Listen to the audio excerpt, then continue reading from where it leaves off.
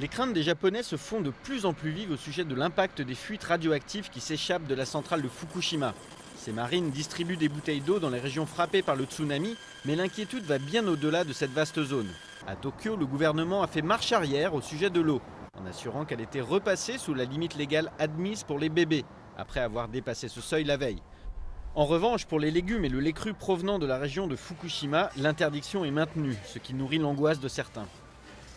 Nous récoltons des informations à la radio et à la télévision. Les gens assurent que tout va bien, mais lorsqu'il s'agit de la santé de mes enfants, je deviens très inquiète. Dans plusieurs pays voisins, comme ici à Hong Kong, des mesures d'interdiction ou de restriction à l'importation ont été prises pour les produits frais en provenance des préfectures proches de Fukushima. Ces pays reconnaissent que le risque est négligeable, mais ces mesures tendent invariablement à rendre les consommateurs plus méfiants.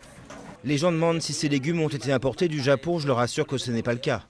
Partout en Asie, les produits japonais pâtissent de cette situation. Certains magasins de Pékin ont même récemment rapporté des mouvements de panique liés à l'achat de sel, les consommateurs étant convaincus que son ingestion limite les effets de la radioactivité. Une autre inquiétude soulevée par les experts vient renforcer ce climat de méfiance. La faune marine et les fruits de mer du Pacifique pourraient aussi avoir été contaminés. L'eau de la mer à proximité de la centrale de Fukushima présente un taux de radioactivité qui est supérieur à la normale.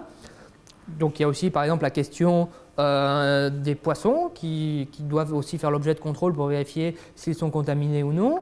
Au cœur de cette agitation, le Japon s'évertue à limiter les effets matériels et psychologiques de la catastrophe. Mais Tokyo peine encore à convaincre, dans le pays comme à l'étranger, qu'il contrôle la situation.